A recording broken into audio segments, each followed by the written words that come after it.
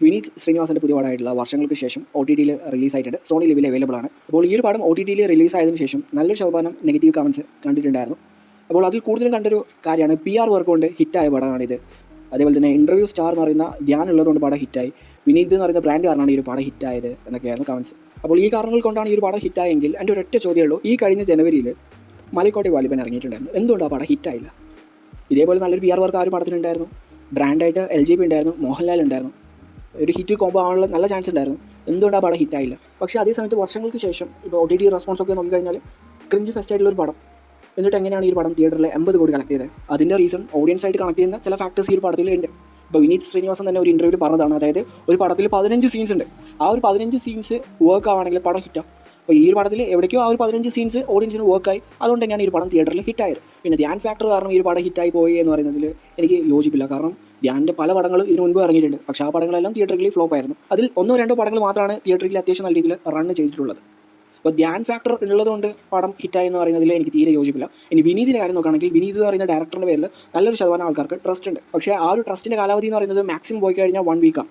അതായത് ഇപ്പോൾ ഈ ഒരു പടം ഫ്ലോപ്പ് ആണെങ്കിൽ ഒരാഴ്ചക്കുള്ളിൽ തന്നെ ഈ ഒരു പടം വാഷ് ഔട്ട് ആയിട്ടുണ്ടാവും.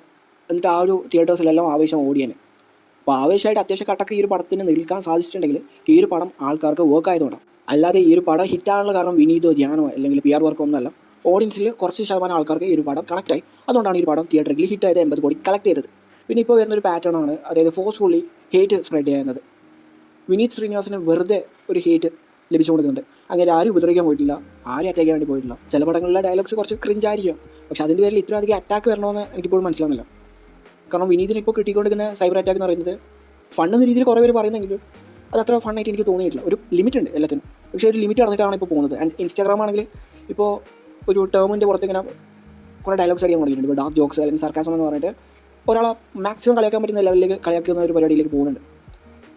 അത് അത്ര നൈസായിട്ട് എനിക്ക് പേഴ്സണലി തോന്നിയിട്ടില്ല. ആൻഡ് വിനീത് ശ്രീനിവാസൻ എന്ന് പറയുന്ന വ്യക്തി ഇപ്പോൾ ഫീൽ ഗുഡ് ചെയ്യാൻ ആഗ്രഹിക്കുന്ന ഒരു വ്യക്തിയാണ്. ഫീൽ ഗുഡ് പടങ്ങൾ കാണാൻ ആഗ്രഹിക്കുന്ന കുറച്ച് പേരുണ്ട്. അതിൽ ക്രിഞ്ച് ഉണ്ടാവും, ഷുവറായിട്ടുണ്ടാവും. അത് വലിയൊരു പ്രശ്നമായിട്ട് കാണുന്നത് എനിക്കിപ്പോഴും മനസ്സിലാവുന്നില്ല. കാരണം ഇതേ ക്രിഞ്ച് നെക്സ്റ്റ് ലെവലിൽ മാസ് പടങ്ങളിൽ ഉണ്ടാകാറുണ്ട്. എത്രയോ മാസ് പടങ്ങളിൽ എത്രയോ ക്രിഞ്ച് സീൻസ് ഉണ്ട്, പക്ഷേ അത് ആവേശത്തോടെ കാണാൻ കുറേ പേരുണ്ട്. അത് ക്രിഞ്ചാണെന്ന് മനസ്സിലാക്കിയിട്ട് പോലും അത് ഇഗ്നോർ ചെയ്ത് ആ പടം ആസ്വദിക്കുന്നവരുണ്ട്. പക്ഷേ ഒരു ഫീൽ ഗുഡിൽ ക്രിഞ്ച് വരുമ്പോഴേക്കും അത് വിനീതിൻ്റെ പടമാണെങ്കിൽ അത് അറ്റാക്ക് ചെയ്യേണ്ട ഒരു കാര്യമായിട്ട് മാറുന്നതിൽ എനിക്ക് തീരെ യോജിപ്പില്ല. പിന്നെ നമ്മുടെ ഓഡിയൻസിൻ്റെ പൾസ് അത്യാവശ്യം നല്ല രീതിയിൽ ചേഞ്ച് ആവുന്നുണ്ട്, നല്ലൊരു കാര്യം തന്നെയാണ്. പക്ഷേ ചേഞ്ച് ആവുന്നതിൻ്റെ പേരിൽ ഇത്രയധികം അറ്റാക്ക് നടത്തേണ്ട ആവശ്യമുണ്ടോയെന്ന് എനിക്ക് തോന്നുന്നില്ല. പിന്നെ ഈ ഒരു പടത്തിൽ എനിക്ക് ഇഷ്ടപ്പെട്ടൊരു പാട്ടാണ് ജ്ഞാപകം. ആ പാട്ട് പോലും കുറേ പേർക്ക് പിടിച്ചിട്ടില്ല എന്ന് പറഞ്ഞിട്ടുള്ള കമൻറ്റ്സ് കണ്ടിട്ടുണ്ടായിരുന്നു. അതുമാത്രമല്ല ഈ ഒരു പാട്ട് പലതവണയായിട്ട് റിപ്പീറ്റായിട്ട് വന്ന സമയത്ത് കുറേ പേർക്ക് ഇറിറ്റേഷൻ ആയിട്ട് തോന്നി എന്നൊക്കെ പറഞ്ഞിട്ടുണ്ടായിരുന്നു. പക്ഷേ ഈ ഒരു പാട്ടിൻ്റെ ആ ഒരു ലിറിക്സ്, അതിൻ്റെ ഇന്നർ മീനിങ് ഒക്കെ അറിയാൻ നിന്ന് കഴിഞ്ഞാൽ ആ ഒരു പാട്ട് ആ ഒരു സിറ്റുവേഷനെ ആപ്റ്റായിട്ടാണ് എനിക്ക് പേഴ്സണലി തോന്നിയത്. കാരണം ഈ പടം ഇറങ്ങുന്നതിന് ഒരാഴ്ച മുമ്പായിട്ടാണ് ഈ ഒരു ജ്ഞാപകം എന്ന് പറഞ്ഞ പാട്ട് റിലീസാവുന്നത്. ഞാനിത് റിപ്പീറ്റ് അടിച്ച് കേട്ടതാണ്. ഇതിൻ്റെ ലിറിക്സ് അത്യാവശ്യം നല്ല രീതിയിൽ മനസ്സിലാക്കാൻ ശ്രമിച്ചിട്ടുണ്ട്. അതൊക്കെ കൊണ്ടായിരിക്കാം എനിക്ക് ആ പാട്ട് എപ്പോഴൊക്കെ വന്നോ അപ്പോഴൊക്കെ തന്നെ ആ ഒരു സീനായിട്ട് വർക്ക് ആയിട്ടുണ്ട്. അപ്പോൾ ഇതെല്ലാവർക്കും വർക്ക് ആവണമെന്നില്ല, പക്ഷേ അത് വർക്ക് ആകാത്തതിൻ്റെ പേരിൽ ഈ ഒരു പാട്ട് തല്ലിപ്പൊളിപ്പാട്ട് എന്ന രീതിയിലേക്ക് പോകുന്ന കണ്ട് അതെന്തുകൊണ്ടാണെന്ന് എനിക്കിപ്പോഴും മനസ്സിലാവില്ല. കുറേ കാര്യങ്ങൾ എനിക്ക് മനസ്സിലാവുന്നില്ല. അതായത് ആൾക്കാർ എന്തുകൊണ്ട് ഈ ഒരു പടത്തെ ഇത്ര അധികം ഹേറ്റ് ചെയ്യുന്നു? അത്ര മോശം പടമൊന്നുമല്ല ഇത്.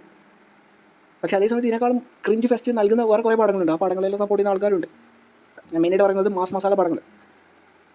അപ്പോൾ അതിനെ ട്രീറ്റ് ചെയ്യുന്ന വേറെ രീതിയിലും ഇതിനെ ട്രീറ്റ് ചെയ്യുന്ന വേറെ രീതിയിലും അത് എന്തോ എനിക്ക് മനസ്സിലാവുന്നില്ല. എന്തായാലും ഈ ഒരു പടം മോശം പടമെന്ന് ഞാൻ ഒരിക്കലും പറയില്ല. കണ്ടിരിക്കാൻ പറ്റിയ ഫീൽ ഗുഡ് പടം. ഫ്ലോസ് ഉണ്ട്, ഇല്ലയെന്ന് അറിയുന്നില്ല, പക്ഷേ കണ്ടിരിക്കാൻ പറ്റിയൊരു പടം തന്നെയാണ്.